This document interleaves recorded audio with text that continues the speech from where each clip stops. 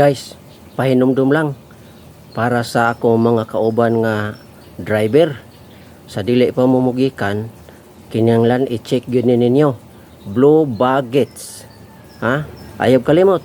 Blue baggets.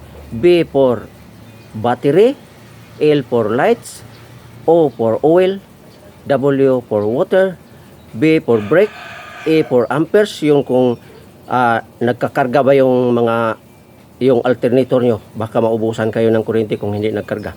Tapos yung G, gas. Yung A, yung emergency warning device. Yung mga panglagay ng karsada pag na platan kayo. Tapos yung T, yung tires. Kailangan maganda yung tires. Hindi yung malapit na pumutok. Tapos yung S, yung sarili nyo. Self, kailangan kondisyon yung sarili nyo.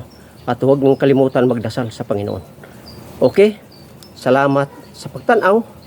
Share. Follow. Salamat sa mga followers ko. Thank you. Magandang umaga.